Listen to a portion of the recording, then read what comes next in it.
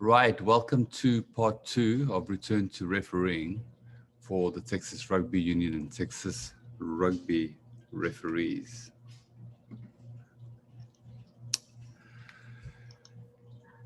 As you know, this is in 4 parts, and I appreciate us delaying this by 1 week. So it's actually the 9th of November today, and then the next one would be on the 16th of November. So today we're going to look at foundations, which will be scrum, line-out, maul, and foul play.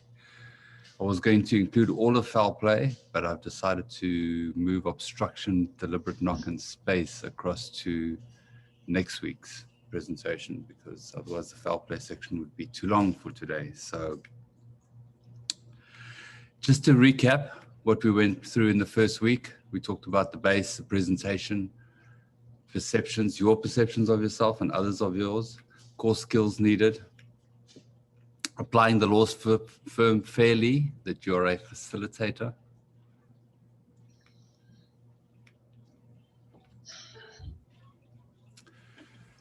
self-belief, which is very important in growth mindset. You're always building relationships.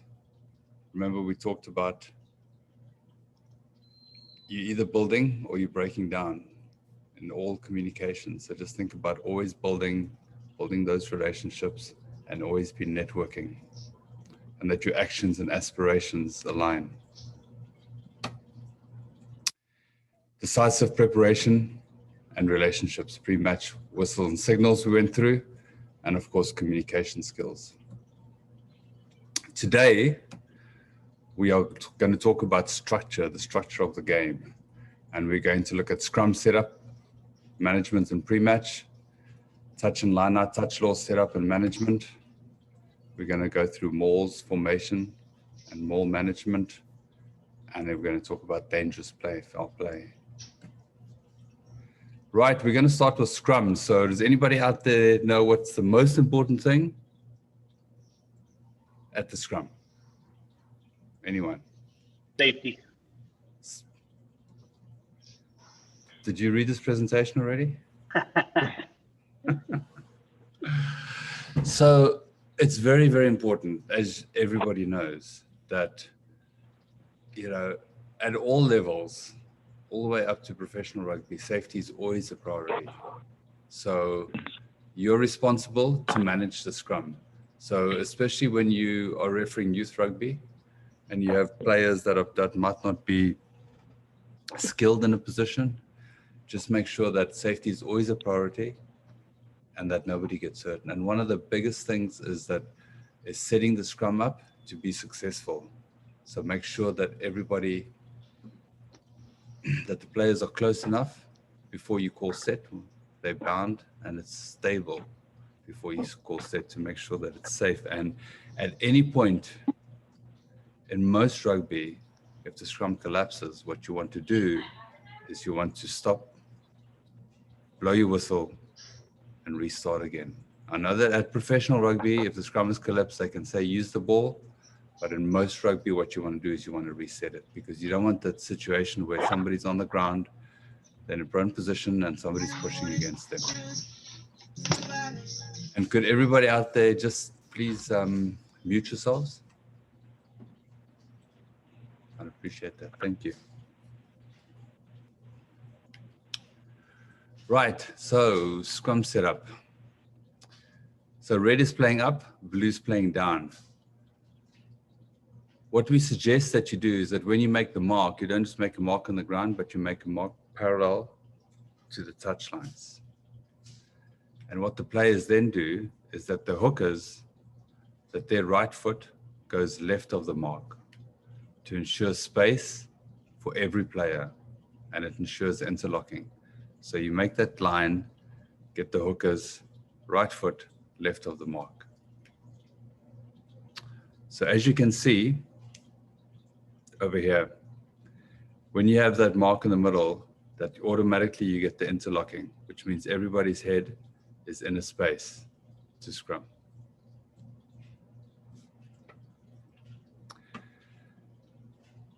So this will be on crouch. You have the interlocking, and make sure that the teams are at the same height. So normally if one team goes lower than the other team, you might want to get them to come up a little bit, but you also don't want everybody to be too high. If you're refereeing senior rugby, you might find that some of the teams, what they try and do is they try and go, especially on defense, as low as possible, because what it does, it prevents the other team from hooking the ball because it's so low that they can't hook the ball. And if they try and lift up the leg to hook, it compromises their scrum. So it's something that just make sure it's a safe height. Rather bring them up a little than make everybody go look too low. On bind, you can still see that everybody's heads are in these spaces. What we are looking for over here is that there's a gap. So when just before the World Cup, World Rugby came out and said that they wanted a clear space, so they didn't want the head on the shoulders. They wanted to see a clear space there, but what happened there was that it was too far apart and the scrum became unstable. So they said that, okay, you still got to be in that space, but your head can't be against any of these shoulders. So you can't be against opposition shoulders, but your head can be beneath the shoulders. So just make sure that it's all steady and everybody's still in a straight line. We always talk about shoulders in line. And what I'll show you here is we don't want the loose head to be tucked under the hooker.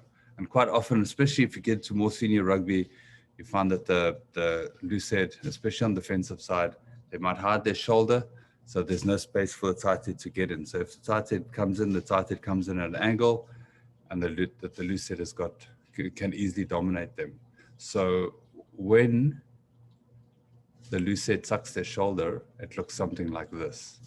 So immediately you can see now this shoulder is below the hooker's shoulder, which means that the loose head comes in at an angle. If the loose head comes at an angle, it's much easier if the tight head then has to come in at an angle, and then the loose head can drive in on them.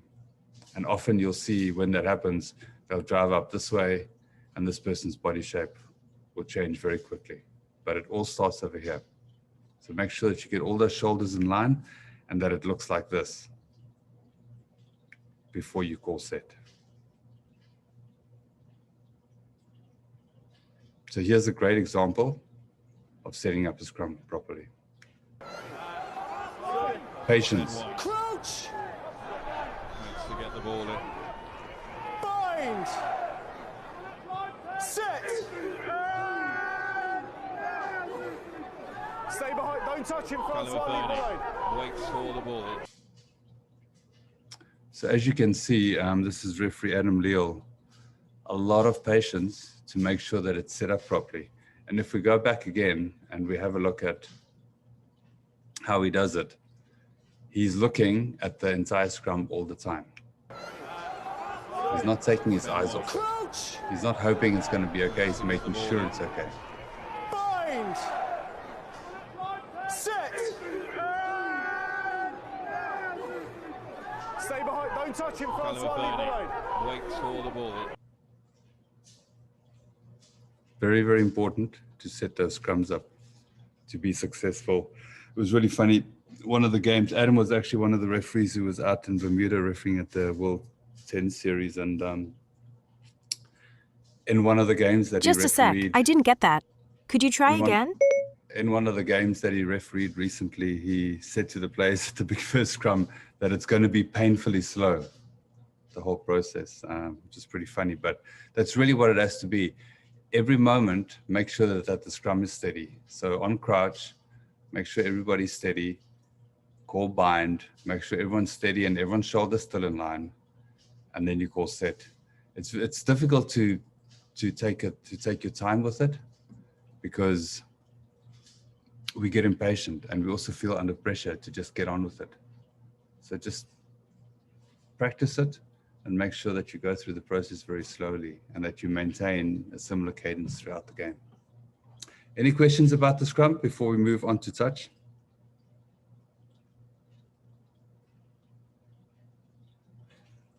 Great. Right, so we're going to move into touch. So obviously we had some changes in the touch laws a little while ago. So I just quickly wanted to go through the touch laws, and please feel free to ask me questions here because You need to be clear on when the ball is in touch and when it's not in touch, and when, if it is in touch, whose ball it is. So the first one we're going to look at, if this area here is out of bounds, this is in touch. This is the touch line here. I didn't get that. Could you try again? If the player is in touch, so the player is standing in touch, and the ball crosses the plane of the touch line, and they knock the ball back or kick it back, the ball is already in touch. So the ball is out, and whoever kicked the ball or threw the ball, they would lose possession. So this person here that's trying to knock it back, if the ball came off an opposition player, it would still be their line out. The next one is if a player is inside the field of play, and even though the ball has crossed the plane of the touchline, if they're inside the field of play and they knock it back, even though it's crossed the plane of the touchline, it's play on. And then the third one is if they're outside of the field and they knock the ball back before it's crossed the plane of the touchline, it's play on. They cannot catch the ball here. They can knock it back or they can kick it back, as long as it has not reached the touchline. Does anybody have any questions about that? All good? So the third one. Yes. I'll go back. The third one, that's the one Yeah. where in Super Rugby they had one of the Barretts. Didn't he run from in touch and then jump in and then knocked it back? I will show you that clip shortly. Okay.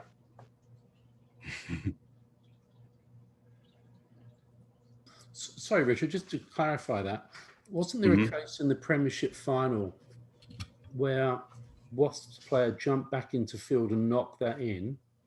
Then I seem to remember Stuart Hogg from Exeter tried the same thing, but he batted the ball back in and it was disallowed. If the ball crossed the plane of the touchline, Yeah, the ball was across the plane of the touchline. then it would depend on where he started from. So if he jumped from inside the field of play and he was still in the air when he batted it back, that would be okay. But if he started in touch when he batted it and it had crossed the plane, then it would be out. Yeah, I think he was outside of play when he did it. Yeah. Yeah, it was the same thing with the England winger in the World Cup final. He was also standing on the line when he jumped up and knocked the ball back. And I think they actually missed it and let them play on. But it depends where he started from. So in that third one, if they have to be in the field of play. So even the balls cross the plane and touchline, they have to be in the field of play. Or they have to have started from in the field of play and then be in the air. So this one here, the ball's crossed the plane of the touchline, and obviously the player catches it. The player is still in field, which is fine. The middle one here is that the ball hasn't crossed the plane of the touchline, but the player catches it. So now this player is deemed to have taken the ball into touch because the ball hasn't crossed the plane of the touchline. If they catch the ball on this side of the touchline, it would already have been out. But if they catch the ball here, they've taken it into touch. And what has changed there is that if the ball was rolling, I don't know if you recall, if the ball was rolling and you're standing in touch, as long as the ball's moving, if you pick it up, then you haven't taken it into touch. The opposition has. So you would have seen, and especially teams like New Zealand, they actually did it against the USA when New Zealand played against the USA in Chicago, when the player was, one of the players ran into touch whilst the ball was rolling and picked it up and took a quick throw, and they went through and scored a try. So that has changed now. It doesn't matter whether the ball's rolling or not. If you're in touch and you pick it up, when it's still in the field of play, you've taken it into touch and it's opposition throw. And this one, which we'll have a clip of, is if you're standing in touch and you jump and catch the ball, even if it has crossed the plane of the touchline here, the ball's crossed the plane of the touchline, it appears to be out. You can jump from anywhere outside of the field of play, and as long as you land in the field of play, then it's play on. And this is an example of that. You lose sight of him, but now this gives the opportunity to the Chiefs.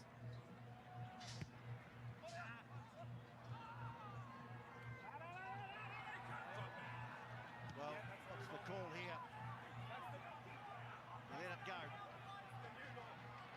Let's play on, so he can stand there as long as it doesn't cross the plane. Amazing skills. Looks like it's over the plane, Yeah, though, it's dear. well over the plane. Well, what You see the ball's cross the play and touchline, but the player lands in the field of play, so it's play on. It's a great example and great skills. Any questions about the ball going into touch? Should be pretty straightforward. Hey, Richard, this is Rod Puentes. Rod. I guess in when we don't have a touch judge and we're center, I guess we're gonna make the best judgment that we can from that position, Yeah. and just kind of play on. I think normally what, you know, I mean, especially if you're in those situations where you're far away from the goal line, you can always, you know, if they're taking kicks to touch, you can sort of be on the touch line. If they're going to take a kick to the corner and you just have one of the team players as touch judges, you would normally stand as close to the kicker as you can so you can follow the line of the ball to see whether it doesn't go into touch and goal. But I think on most occasions, you know, it's difficult, and I think that the referee, you just have to make the call. And I think, again, you know, what we talked about 3 weeks ago was, you know, you have to make those decisions with conviction. Yeah. So I think, yeah. Yeah, I understand that. Just you almost have to sell the call, and Always. and we move on. Yeah. Play on. Yeah, always. I think a good tip too is that when you have some players that are touch judges for you, it's always a good idea to just go and introduce yourself, find out what their name is. When you get to a line out, you know, you can go, you know, hey John, hey Jane, you know, how you doing? You know, and just so you sort of create that relationship with them. But in the beginning, before the game starts, you can always say to them, if there's one thing that you can do for me to really help me, is if the ball goes out or somebody steps on the line, to put your flag up right away. You know, so I mean, that's one thing that'll just help you so much, because as soon as the flag goes up, you blow the whistle, and then nobody can say anything about it, right? So I think it's always a good idea. Just build that relationship. You know, you'll be amazed that if you know, a little bit of kindness can go a long way for them, you know, getting you out of what might be a little bit of hot water.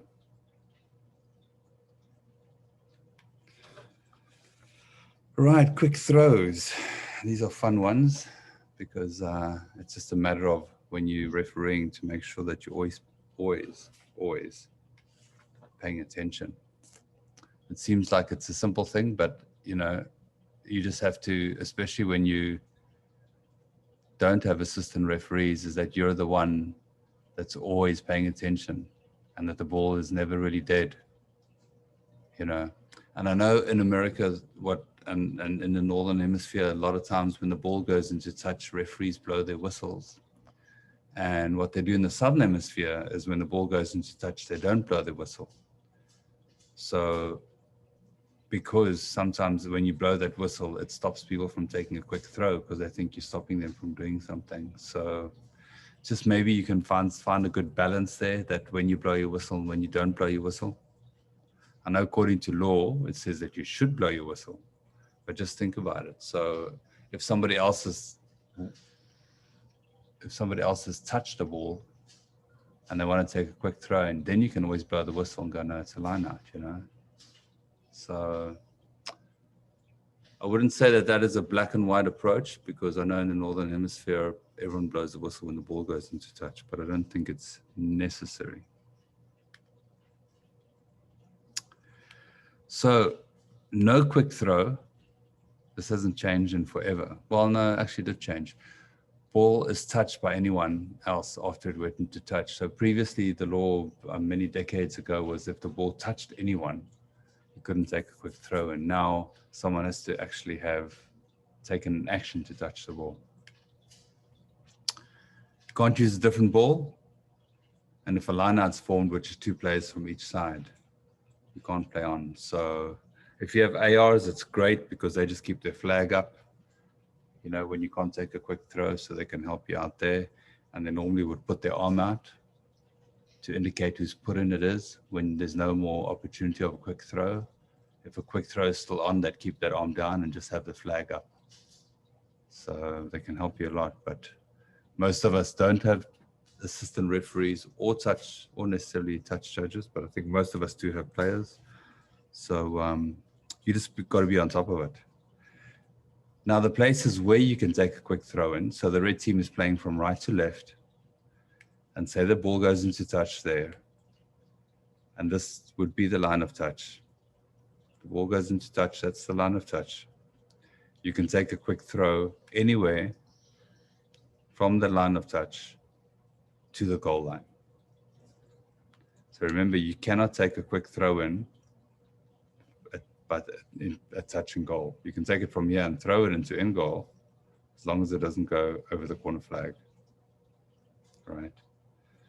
So anywhere from the line of touch back, and of course the ball has to travel 5 meters, and you can throw it in laterally or back towards your goal line. Should be pretty straightforward. Any questions about quick throw-ins?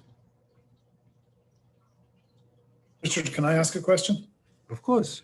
Absolutely. I often see the quick throw-in taken the wrong side of the point of touch, you know, instead of behind the point of touch in front. And the referee always, you know, stops it and said, no, you've taken it from in front of touch. Mm-hmm. You need to move back, but in law, have they not lost the right to take that throw in because they've taken it from the wrong point? It depends how nice you want to be. Yeah, I know. I've never seen a ref actually apply the law there. No, you won't, because generally we'd like to be in the business of making friends, and Just quick to lose them. Yeah. If you applied that law, they'd be very upset with you, you know, because immediately it's the same like when you know when they take a quick tap and you go like, oh, the mark's not there, it's here. You know, I mean, I'm sure back in the day, I can't remember that far back now, but if you didn't take it from the right mark, they might have brought you back and turned over a scrum. But I think those days are gone, even though it's still in law. That was the point there is if you read that law, pretend it's not there. Yes, absolutely. Absolutely. I would never say, you know, give the opposition an option there. You just go, took it in front of the mark, just take it again. It's the same thing, you know, in the line out when everybody jumps early and you just go like, oh, let's just reset this instead of deciding who you're going to free kick, right? So a little bit of empathy goes a long way in those situations, you know, rather than to turn over a ball. It's a good question, though. It's a great question, yeah. Line out. So line out, similarly to the scrum, it's all about making sure that it's set up properly. And there's a whole lot of different approaches here. Of course, the team who throws in the ball in the line out decide the maximum number of players in the line out. So if they have 7 players in the line out, then the opposition can have 7 or less. But once anybody has approached the line out, they have to join the line out. So even if the opposition team line up with 7 players, they can't then just take 2 out. They've got to stay there. You know, and same the team throwing it in. Once they have 7 players there, they can't then take a player out. But again, you don't really want to penalize them. You can just say, please come back. Please come back into the line out. So we have a line of touch. And then we have players in the line out. So I've conveniently added all 7 players here from both teams. The red team's throwing in the ball. We have scrum off for either side, and you have to have opposition hooker in that position. And these are the distances that they have to be. So please remember that you are not required to have a scrum half, but if you do, they've got to be 2 meters from their players when the ball is thrown in for both sides.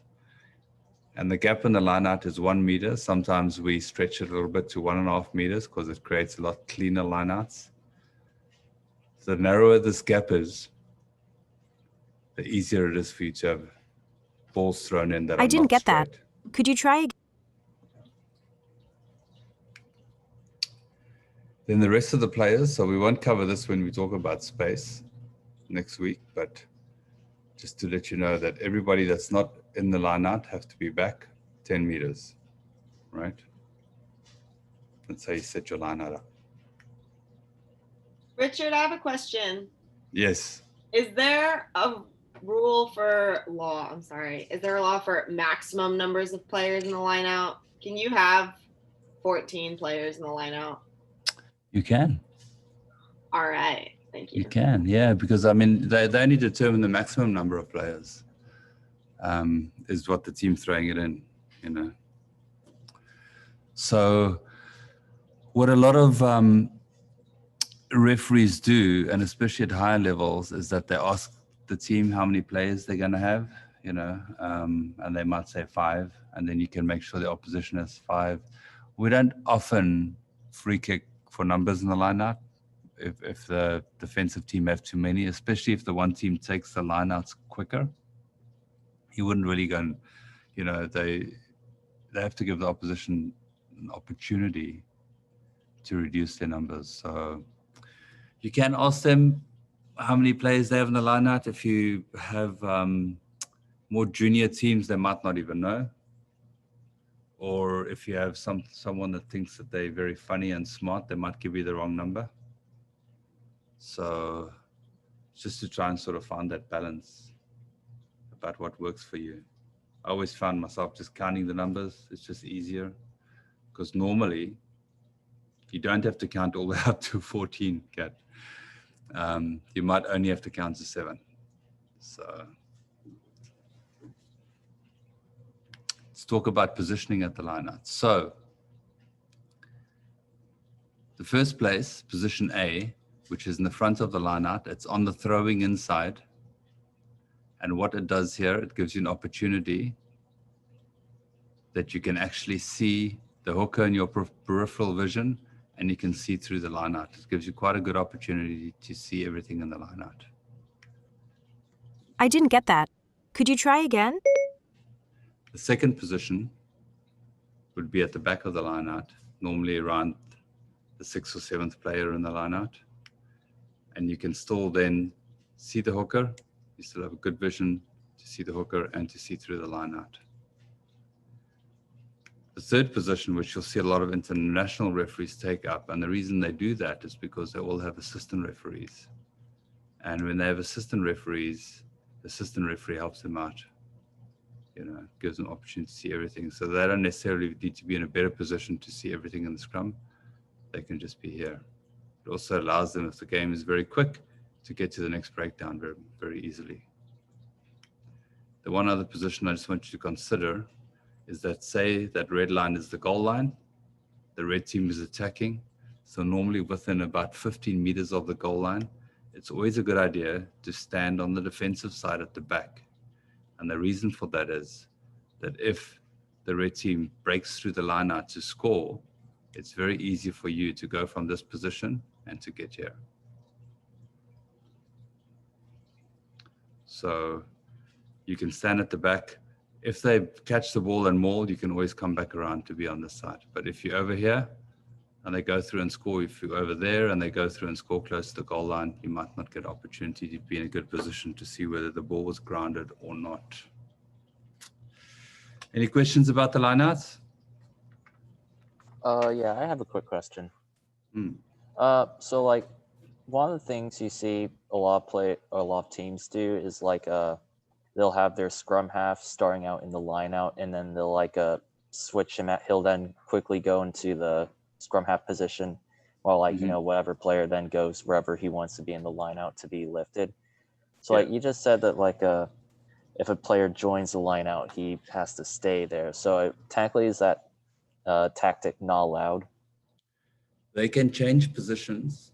Someone in the scrum off position can join the line out before the ball is thrown, but then somebody in the line out needs to go and take up that position, as long as it is before the ball has been thrown in. Okay, that answers my question. Thank you. And surprisingly, you'll be able to see that in this next clip. So a line out there, Farmer just, she had a good beat. So you can see Kat she had a very good line. make sure there's a big gap. Kick, but decided it's early in the game, 6 minutes into the game. I didn't get that. Could you? Good awareness. You know, it allows 6 minutes into the Glendale to game, start she from stops where they Ilka are from in throwing their in. She turn, makes sure on there's a their big turn. gap. Now you'll see the number 9 run into the line out, and Glendale, somebody Jojo else will Kitlinski, drop the out to thrower. take their position. See there? Carmen Farmer coming into the line. Very all done good before take the from throw. her. Lots. So that was exactly what you asked, right? Yes, that's exactly what I was thinking about. Thank you. Yeah, no problem. We can actually just go through that again. We can have a look at it again because it's a very well set up line out. So here we go. So a line out there, Farmer just. So very important. Make sure that you have that very big gap early on. You're in the front.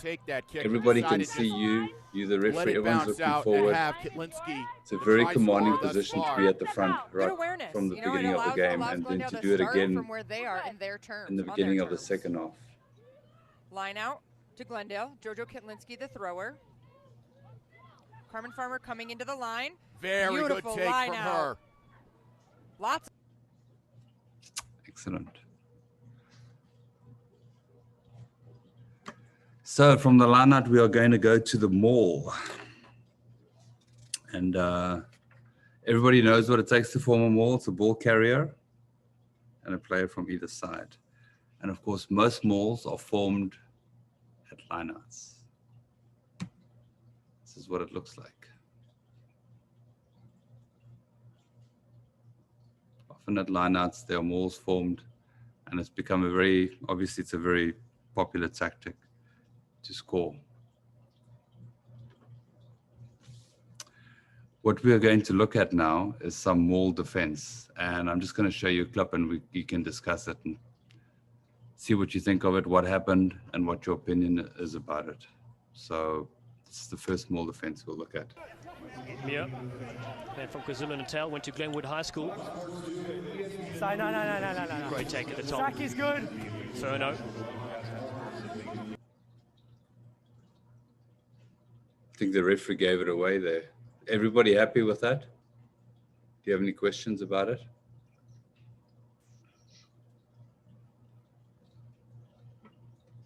Nope. Yeah, no questions. So that was a good sack, basically. Mia. Yeah. Man from KwaZulu-Natal, went to Glenwood High School. So look, as soon as the player lands on the Great take ground, at the top. they take him to ground. So one of the things to look for there is to make sure that they don't grab the player whilst they're still in the air. So the player has to land before they can take them down. So they can't grab them in the air and start taking them down as they're landing, because that's obviously dangerous, but it's just something, it's a very popular way to defend them all, that as soon as a player comes down, that they take them to ground and they can't form them all. This one's a lot more fun. See your opinions on this. What do the Legion have left? Well, the force was with them last week, May 4th, and here they go at the top. Devon Short. It's some more driving for the line. Mitchell. Just short the ball spits. What are your thoughts on that line out? I can't see anything. It looked to me like the defense chose to not actually grab on and engage the maul. Yes. So that's what happened. So we can have a look at it again. So the defense does not compete. What do the Legion have left?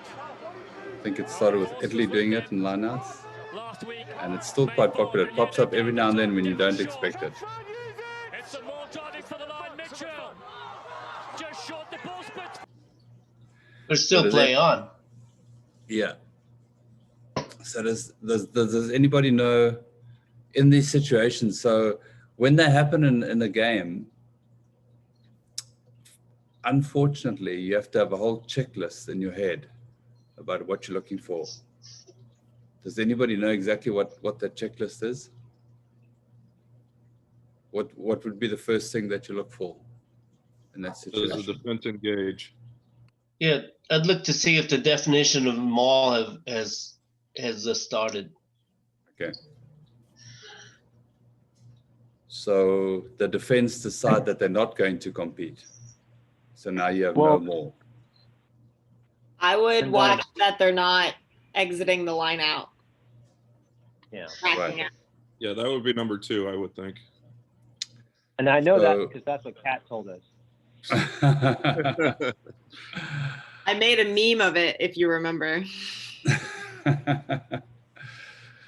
So the first thing is that we do not really want to reward the defense for basically not playing the game, right? So the first thing that we would look for is that they have not formed a maul and that they cannot leave the line out. So as soon as they step back out of the line out, they're liable to a penalty kick on the line of touch and 15 for leaving the line out. So that would be the first thing that you do. So if they do not leave the line out and the other team form a huddle, because you can't call it a maul, and they form a huddle, if the ball is in the front, that huddle can move forward as long as the ball is in front. If they've handed the ball to the back, effectively away from the line of touch, it means that the line out is over. But you as the referee would tell them to use it. And if they then move forward, they can be penalized. If you tell them to use it and they just stay there in a huddle, it would eventually be a turnover scrum. But once they've handed the ball back and say the defense has not infringed, it means the lineout's over, so the defending player can come around and tackle the ball carrier. So what you don't want is if they formed a huddle and the ball's still on the line of touch, is that the defenders then cross the line of touch to come and tackle someone.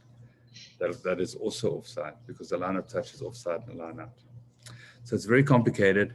In this situation, we really want the team in possession of the ball.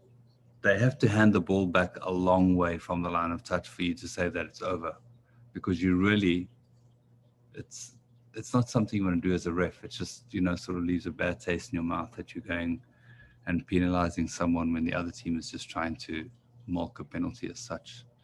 So let's just have a look at this. So they sort of hand the ball back. It's close enough to the line of touch still. And then this player steps back. And that's the first player that we would penalize. We would play the advantage to the white team for blue leaving the line out. And then when the ball is knocked out of their hands, that you'd come back for the penalty to the white team. Is anybody unclear about this? I know it's the difficult thing here is when it happens in a game, suddenly you're like, number one is number, so you have to think through a whole lot of things. True. Yeah, that happened to me twice in one game.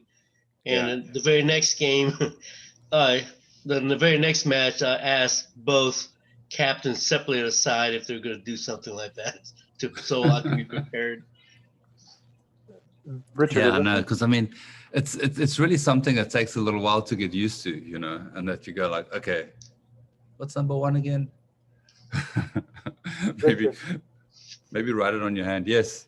If this is such a complicated thing for the defense to get right, why do they keep on trying to do it? Well, they still want to milk a penalty. I mean, they even had it when they played the tens, the World 10 series this last week. They were doing it. I don't know why, why they would do it, because surprisingly, I don't think a lot of coaches know exactly how it's refereed. So even though, you know, in the competitions that we work in, we normally tell them this is the way it's going to be refereed, they still try it out, you know. So I've got no idea. I've got no idea. If they get it right, so the one thing is if they get it right, then it doesn't really necessarily always benefit them because they don't really want to step aside and let, and let the player team with the ball just move forward because, you know, then there's really no defense. So what they do is the natural thing for them to not compete is to step back. And as soon as they step back, you can penalize them. And I've got no idea why they do it still. They're hoping that the referee will reward them sometimes, maybe. Hey, Richard, this is Jared. Something that I found helpful with this is you mentioned you not wanting to reward milking a penalty or trying to pull a penalty. And so the converse of that is rewarding positive play. Mm-hmm. So for me, I think of this as, well, what if I did give a penalty to black against white? What is the next line out going to be like?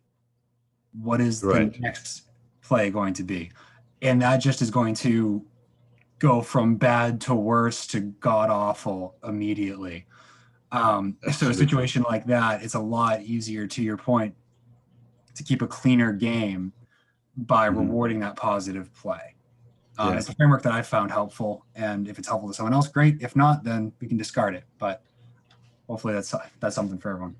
Yeah, and I think that's a great approach. You know, I mean, you know, it's like a rabbit hole. Like once you go down the rabbit hole, it just keeps on going. So I think that's great advice. It's just that, you know, if you can keep that level of the, you know, it's basically maintaining the spirit of the game by making the right decision that's right for the game of rugby.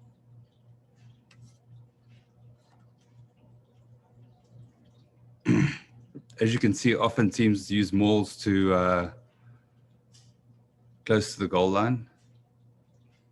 It's a very effective method of scoring. And of course, when they maul, if they're moving across the field or they become stationary, you tell them to use it once, give them another opportunity to move forward. And the great thing about this clip is, as the referee, and we'll actually look at this again. We'll look at this clip again. Let me just move this back. Is that you can see that a good thing that Scott does here is he's always following the ball. So he's not running into in goal to see if they're going to score. He knows where the ball is and he's following the ball into in goal. So he knows, and at the moment the ball's on his side, he knows exactly where it is. And then when it shifts to the other side, he quickly comes around and he's on the side of the ball. So when it goes into in goal, he's in a great position to see a try being scored. So don't try and get ahead of the game, because sometimes you'll have too many bodies coming over the into in-goal area and you can't see the ball. So know where the ball is, follow the ball so you can be in the right spot.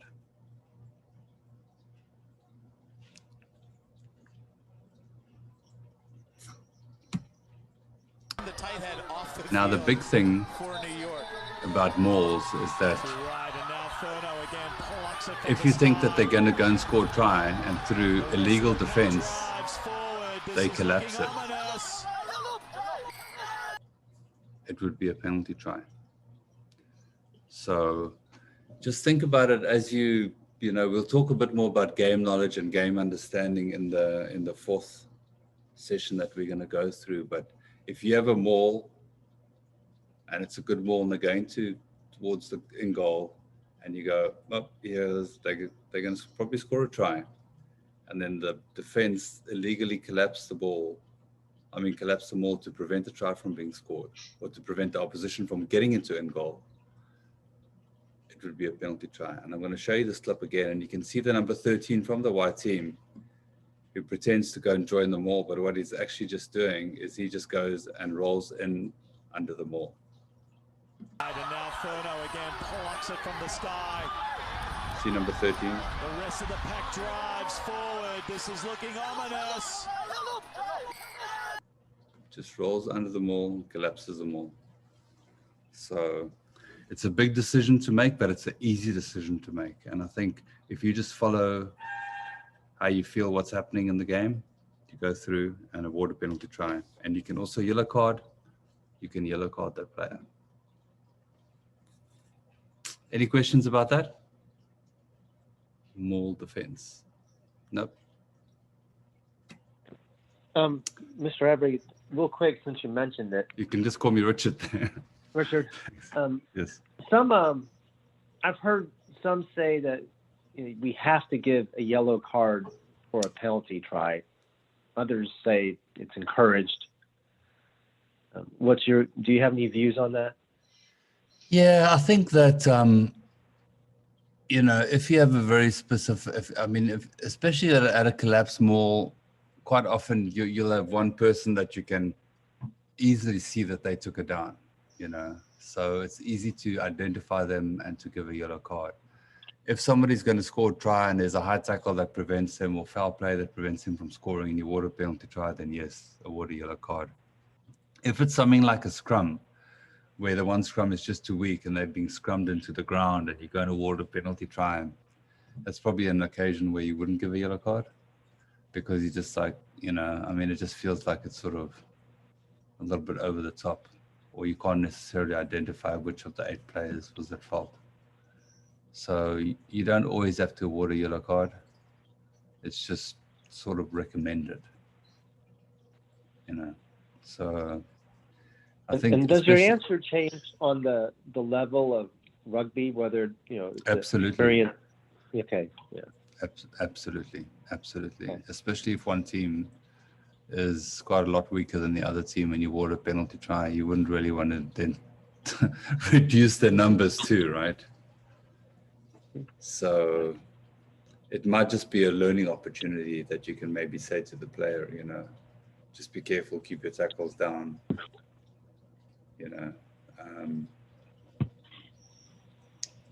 but normally if you're going to have a game where a maul has collapsed, it would normally be a high level situation. I think most penalty tries in low level games would be just something silly, like they're playing play without the ball or high tackle or something like that. But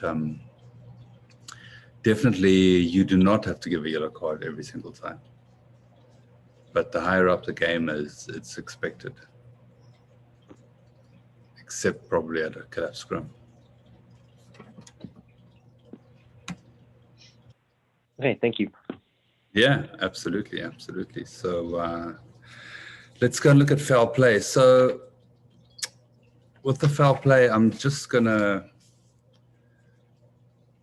give you a little introduction about foul play. We're going to talk about high tackle, and then we'll look at some clips and decide and see what you think, what the outcome should be.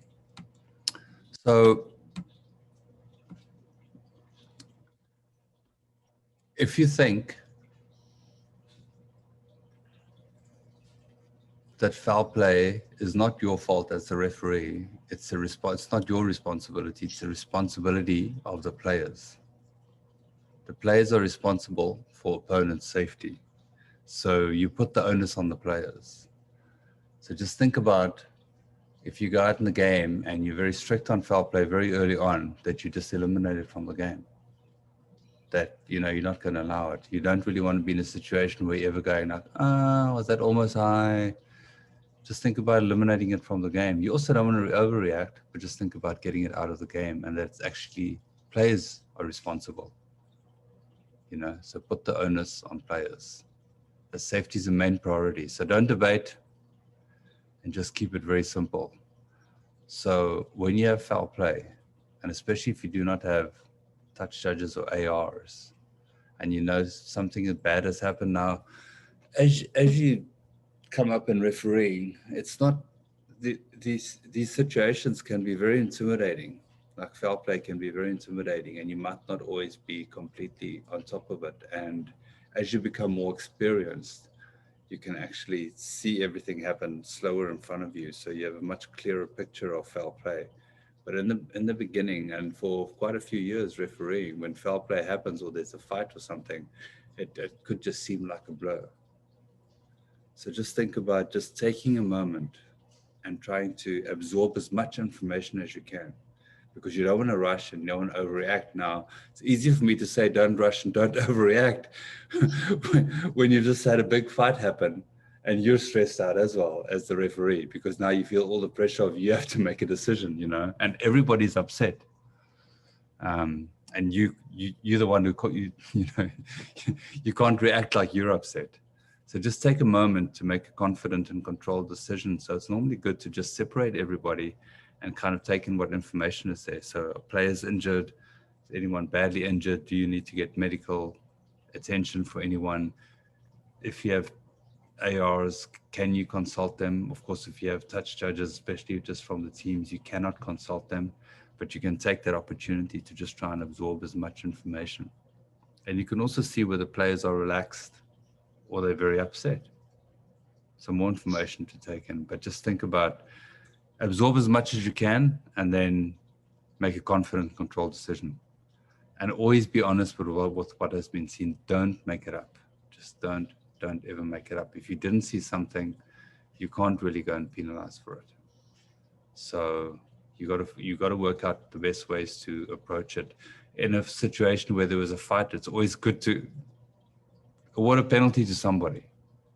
So if both teams fought, you can always give a penalty to the team who's half you, and just so that you can, you know, they won't necessarily score points, but you can just kind of give them the message that it's not going to happen today. If you're in doubt, remember it's always a mitigating factor. So don't go, oh, we had this fight and now I have to give red cards or yellow cards. If you're in doubt, then it would be a mitigating factor. It can drop from red to yellow, yellow to penalty. High tackle. So World Rugby brought in a high tackle framework, which we've been applying. And as you see that as soon as you go to a TMO, when the high tackle framework gets put into place, that it's very, very difficult to get out of red cards in certain situations. So now, you know, we're talking about you on the field, a high tackle happens, you only see it once and you see it in real time and you might not have the greatest view and you've got to make a decision on it. So always think again to what was said in the previous slide, that doubt is always a mitigating factor. So let's just think about it. So a shoulder charge. One of the things to look at for a shoulder charge is that the player would have that arm of the shoulder that makes contact, they have that arm back. So the arm is back, the arm is not forward to make the tackle, it's back. So if you see that, then you can understand that they have actually gone in and executed this shoulder charge. If they make direct head and neck contact, it would be a red card. No head and neck contact, but the danger is high, which again, in real time, very difficult decision to make. You know, it's a yellow card, and danger lows, it's a penalty only. So I think in situations where you feel that something bad has happened, you're not 100% sure that it's going to be a red card situation, yellow card would be a safe option, I would think.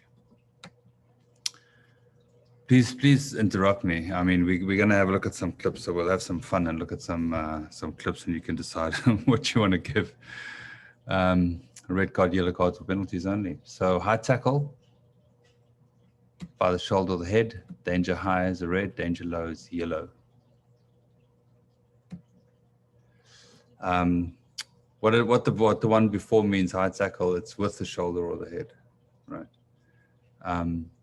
High tackle with the arm, by the arm with head and neck contact. Danger high is a red card, danger low is yellow.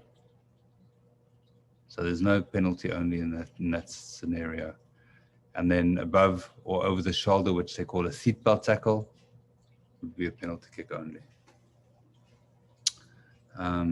Again, you know, when you look at this danger high, danger low situation, it really is up to you to make the decision, especially if you can only see it in real time. You know, you don't have replays to look at. But we are going to look at 3 clips and you can decide what you think about these tackles.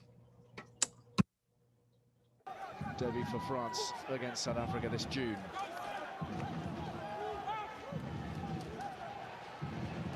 That's not forwards. So the other changes from. So there's quite a few replays here. Michael Patterson on for TRRA. Jamie Gibson for Christian Day. And Reinach, as It's the number 3 coming in there. The number 3 on the green player. See there? No, that's shoulder to head. That's deliberate. So that should be a red card. No arms, and it's to the sort of. Did you see the? So what are your thoughts on that? Did everybody see it clearly? Does everybody want me to just play a little bit of it again?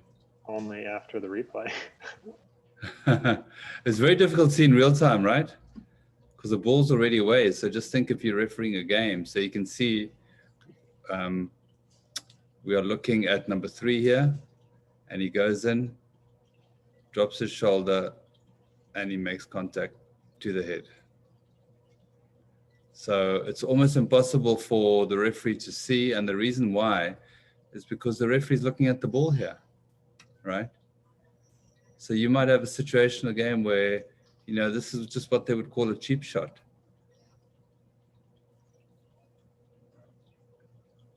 And even if you saw it in real time, it would be very difficult to make that decision, right? To see exactly what happened. And in real time, you might just say he's just not coming through the gate and penalize that. Yeah. But, I mean, in real time, you might think it's a penalty only, right? Yeah. Very difficult. It's a very, very difficult decision to make. Does anybody think, I mean, now that you've seen all these replays, what are your thoughts? Red card? Red card? Red card. Yeah, yeah. Yeah. Yeah, I mean, his shoulders of the head. Yeah.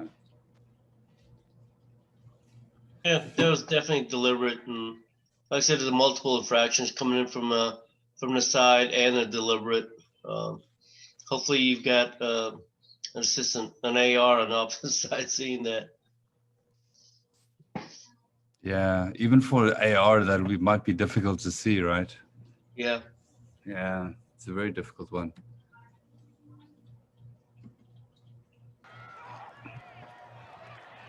Wide tackle, no advantage. Stop it, mate. Stop it, stop it, stop it. So in real time, what are your thoughts? Do you want to see it again?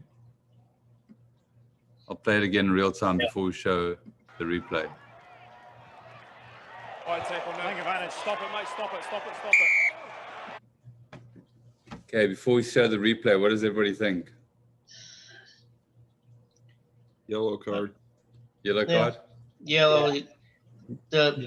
The ball runner ducked. I mean, he still hit the tackle. Still hit him high, but I think everybody's going to be fantastic refereeing high tackles in real games. As long as we know when they're coming up. So long as we got the TMO. No, I mean, you got this last one right in real time. So, I mean, that was great. It's just whether we rule that as swinging arm or not. That was great. I'm saying whether he could have. It's also very difficult, you know, because when you have, if you're refereeing youth rugby, you know, you have parents and coaches that will be very upset about a tackle like this, you know. So he's got to find that balance about how you address it, you know.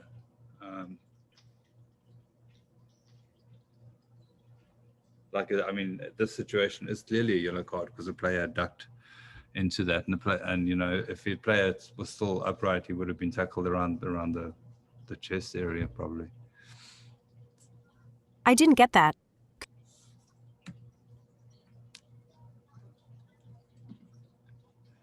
Next one. And the try scorer, Fukuoka. Ooh, that's a high tackle on Quirk. Ronaldo Botman's in big trouble here. That swinging arm straight in onto the jaw of Eddie Quirk. There's another angle. It's bad technique there. Barnsley has to drop his hips and make sure that scorer. I think this one in real time was also pretty clear, right? Ooh, that's a high tackle. So what are your thoughts on that? I don't see any mitigating factors there. Clear view of them, strikes high the whole time. Yeah. It's looking pretty red to me. Yeah.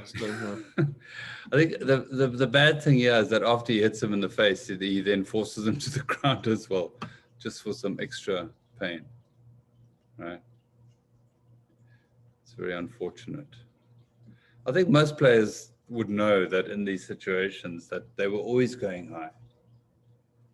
So as was said, there are not very many mitigating factors in the situation. Ronaldo Botman's in big trouble here. That swinging arm straight in onto the jaw of Eddie Quirk. There's another angle. It's bad technique there. Bosley has to drop his hips and make sure that he had a big picture where he could have gone for the ribs. Just wait. Yes, so you got that right too. So we're going to have excellent foul play refereeing coming up in Texas in the future. Just quickly, dangerous tackles. We'll go look at more clips and decide what we think the outcome should be. So there's such a huge variety of dangerous play. Late tackles, which seem to not happen that often anymore. Maybe some early tackles too, just tackles off the ball. No arms chopping tackle. Now that is when you often see it close to the goal line when the players just have their hands on the ground. They're not even trying to tackle, put their hands on the ground just to be in front of the ball carrier to knock them down. So all chopping tackles are at least yellow cards. And when they're not yellow cards is when they're actually going forward and targeting a joint area. Whether that's with their elbow or their shoulder, if they're targeting a joint and diving at the player's legs, which you might sometimes find that football players do something like that, where they're just diving sort of at the knees. So if they're targeting the joint, it's a red card. Neck rolls, again, it's a difficult thing to see because you're not always looking. Sometimes you're on the ball and it's sort of happening away from the ball. Often the player that is neck rolled would be a player that does not have their weight on the feet and they're over the ball. So just take that into consideration too sometimes. Lifting dump tackle, if they turn the player parallel to the ground, what you can normally see is you can see that elbow in the air of the player that's lifting them. If they do that, if you can shout at them and say, bring them down safely, it would be great if they can do that. If they don't, and they drop them or they turn them onto their head and shoulders, it's definitely going to be a card of some form, shape or form, either red or yellow. And then, of course, in the air, which is something that we've looked at many times. So I got a couple of tackles here. Chopping tackles, dump tackles, and the air tackle, and you can decide what you think, whether they should be penalties or play on. Quite clears again. Kuni Ustaisen was fantastic last week. There's no arms in that tackle. That's dangerous. That's Thomas Lamavini. Any thoughts on that in live real time? Based on what you were just saying, that was diving straight toward the knees, so that should be red. I really think that the Texas referees are going to be the best foul play referees in the country. Are you saying we haven't been in the past? Actually, also very easy to see it from here. Yeah. When you're running around and trying to pay attention to a bunch of other stuff, it's not the most, you don't always see it. Yeah. I guess if you look from where the referee's position is, what would that be like? Quite clears again. Kuni Ustaisen was fantastic last week. There's no arms in that. So terrible, right? That's Thomas Lamavini. You don't often see that in the middle of the field. Unique. No, that is just egregious foul play. I mean, because when you get close to the goal line and you have those chopping tackles, they're normally pretty static, right? And the player falls over them. But this is just shocking. Been a spot of bother. See, Augustine Key was just trying to calm things down. 8 minutes in too. No, I don't think there are many arms in this tackle to draw. Can you hear me? I want to see the tackle by the number 5 on the big screen. Here it comes now, Pascal. Okay. So Thomas Lavanini may well be in I a don't bit have of trouble com- here. okay. This is a very dangerous tackle. It's been outlawed completely by World Rugby's governing bodies. Oh, there's no arms in that. That's a shocker.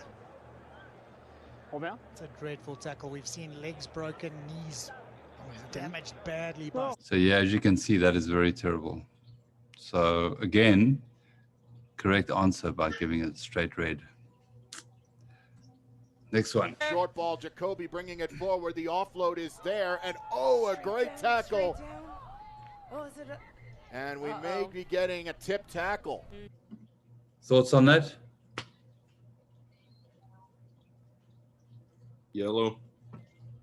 Right? Yeah. So amazing that, Short that ball, you bringing can, it everyone's forward. getting The all of these offload is right. there, and oh, a great tackle.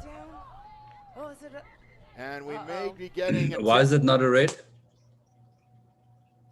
To me, it looked like she brought her down and landed on Green's lower back versus her upper back and shoulder area. Perfect. Tackle. Perfect answer. There you can see the slow-mo, but still dangerous, though. Eh? Still very dangerous. More lucky. Yeah. So this is what what you're looking for in real time is if you see the shoulder up in the air. You see that shoulder there, up in the air. Almost like the other player on her team is there, holding her up before she puts her head on the ground. Yeah. The shoulder is what you always look for. I think in real time I would probably go yellow, but in slow mo I would almost be looking at red because of that shoulder and the elbow.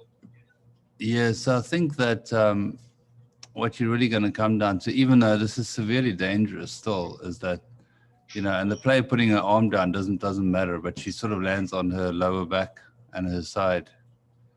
So just think if she lands on her upper back and the head area, it would be red. Yeah. Okay. Yeah. Richard, Okay, you ready for the next one? So you have a question? Yeah, sorry. Would it make any difference there that the tackler is going to ground with the player versus having let her go in midair? Would that make any difference to your decision? No, not really. I mean, if they pick the player up and just drop them, it could be much worse. Yeah. Right. So at least, I mean, the reason why she went down with her, too, is because there was a bit of a momentum of the player that was running with the ball. But no, I wouldn't take that into consideration.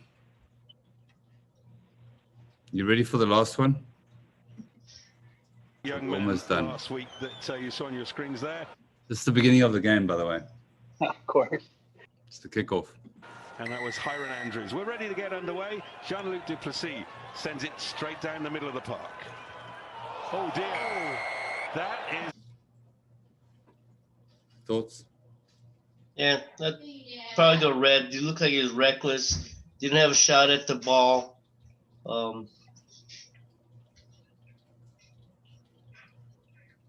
Absolutely. Didn't look like he was even trying to play the ball. Just ran straight into the receiver. Absolutely. Did he come down on his head? He was carried off the field. So, like I said, I mean, it's not really something to laugh about, but as we discussed earlier, if you just the referee, and this has to happen to you in the beginning of a game, and it's really terrible that you would just go, okay, separate the players to make sure nobody's fighting, and then you'd be standing there, and the player would be carried off the field. Should make it easy for you to make the decision in those situations. I mean, what possible mitigating factors could you have? Here we go.